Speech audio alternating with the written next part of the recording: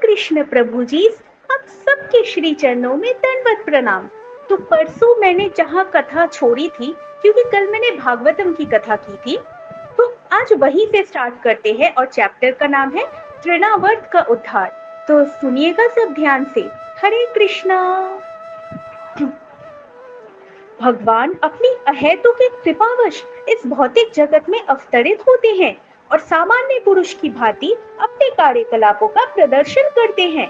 दुर्भाग्यवश शून्यवादी या नास्तिक लोग श्री कृष्ण को अपने समान एक सामान्य व्यक्ति मानते हैं और इस तरह वे उनका उपहास करते हैं। भगवान ने स्वयं श्रीमद् भगवत गीता में इसकी यह कहकर भर्त्सना की है, अवजानन्ति माम मूढ़ाः, मूढ़ या पाखंडी श्री कृष्ण को सामान्य व्यक्ति या मानव से थोड़ा बहुत अधिक शक्तिमान मनुष्य मानते हैं। दुर्भाग्यवश वे उन्हें श्री भगवान के रूप में स्वीकार नहीं कर पाते। इसके पता है सबसे अच्छे एग्जाम्पल कौन है? शकुनी माँ। क्यों? क्योंकि शकुनी जी जो थे वो कृष्ण को अपने से का और ज्यादा बुद्धिमान एक राजा समझते थे, अपने से ज्यादा बुद्धिमान एक व्यक्ति समझते थे। वो कभी श्री कृष्ण की दिव्यता को देख ही नहीं पाए, क्योंकि शकुनी काफी, उनका जो बुद्धि था वो नेगेटिविटी में था, बट उनका बुद्धि था, बट जितना भी था वो पूरा नेगेटिविटी से भरा ओतप्रोत था। बट वो श्री कृष्ण की पॉजिटिविटी एंड उनकी जो बुद्धिमत्ता का वो भी कहीं ना कहीं एक्नॉलेज करते थे। तो इसका सबसे अच्छा एग्जाम्पल है इस केस में शकुनी माँ। कभी कभी ऐसे भाग्यहीन मनुष्य बिना किसी शास्त्रीय प्रमाण के अपने आप को श्री कृष्ण का अवतार घोषित कर देते हैं। जब श्री कृष्ण कुछ और बड़े हुए तो वे पलटने लगे। अब वे पीठ के ही बल नहीं लेते रहते थे। यशोदा तथा नंद महाराज ने दूसरा उत्सव अर्थात श्री कृष्ण की पहली वर्षगांठ मनाई। उन्होंने श्री कृष्ण जन्म दिवस जन्माष्टमी उत्सव का आयोजन किया, जो आज भी वैदिक सिद्धांतों के अनुयायियों द्वारा मनाया जाता है। भारत में सारे हिंदू जातिगत भेदभाव छोड़कर श्री कृष्ण का जन्मदिन मनाते हैं। सारे ग्वालों तथा ग्वालिनों को इस हर्ष उत्सव में भाग लेने के लिए आमंत्रित किया गया। सुंदर वाद्य वृंद बज रहा था, जिसे सुनकर एकत्रित लोग आनंदित हो रहे थे। सारे विद्वान ब्राह्मणों को आमंत्रण दिया गया था और उन सबों ने आकर श्री कृष्ण के मंगल के लिए वैदिक स्तुतियों का उच्चारण किया।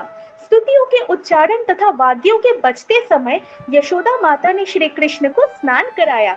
यह स्नान क्रिया अभिषेक कहलाती है और आज भी इसे वृंदावन के सारे मंदिरों में जन्माष्टमी दिवस के रूप में संपन्न किया जाता है। इस अवसर पर माता यशोदा ने प्रभुत अन्न राशि का वितरण किया और विद्वान पूज्य ब्राह्मणों को दान में देने के लिए स्वर्णाभूषणों से सज्जित उत्तम गाय तैयार की गई। यशोदा ने स्नान करके सुंदर वस्त्र धारण किए और वे भली भांति नहलाए तथा सज्जित बालक कृष्ण को अपनी गोद में लेकर ब्राह्मणों द्वारा उच्चरित वैदिक स्तुतियां सुनने के लिए बैठ गई। वैदिक स्तुतियां सुनते सुनते श्री कृष्ण को गहरी नींद लग गई, अतः माता चुपके से जाकर उन्हें बिस्तर पर लेटा आई।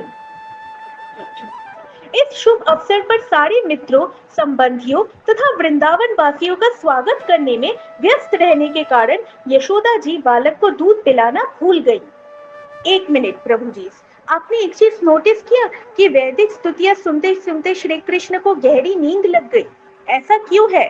क्या आप बोल सकते हैं? मुझे जितना लगता है वो ये है क्योंकि वैदिक स्तुतियां जो उच्चारण कर रहे थे उनमें वो प्रेम नहीं था, उनमें वो कृष्ण के लिए प्रेम नहीं था जो जिसका कृष्ण हमेशा से लालायित रहते, जो प्रेम उन्हें वृंदावन वासियों के हर एक गोप गोपिकाओं से मिलता है विभिन्न रसों में। आई थिंक यही रीजन मुझे लगता है। आपको अगर कोई और रीजन लगे या मेरा रीजन गलत हो तो प्लीज बेझिझक बताइएगा। बालक भूख के मारे रो रहा था। अच्छा, इस शुभ अवसर पर सारे मित्रों, संबंधियों तथा वृंदावन वासियों का स्वागत करने में व्यस्त रहने के कारण यशोदा जी बालक को दूध पिलाना भूल गई। बालक भूख के मारे रो रहा था, किंतु जनरव के कारण वे बालक की रोना न सुन पाई, अतः बालक अत्यंत क्रुद्ध हुआ क्योंकि वह भूखा था और माता उसकी ओर ध्यान नहीं दे रही थी। एक्चुअली प्रेम के ही भूखे थे। हमारे नन्हे से बाल गोपाल मेरे सामने बैठे हुए हैं। अतः वह अपनी टांगे अब ऊपर उठाकर चरण कमलों को सामान्य बालक की तरह पटकने लगा। बालक कृष्ण को एक छकड़े के नीचे रखा गया था और जब वे अपने पांव पटक रहे थे तो अकस्मात उनका पांव छकड़े के पहिए से छू गया, जिससे वह छकड़ा चूर चूर हो गया। इस छकड़े पर अनेक प्रकार के पात्र तथा पीतल तथा अन्य धातुओं की बनी थालियां संचित थी और वे सब धड़ाम से नीचे गिर गई।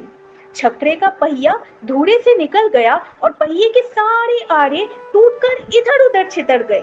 माता यशोदा तथा समस्त गोपियां एवं नंद महाराज तथा सारे ग्वाले आश्चर्यचकित थे कि यह छकड़ा किस तरह स्वतः टूट गया।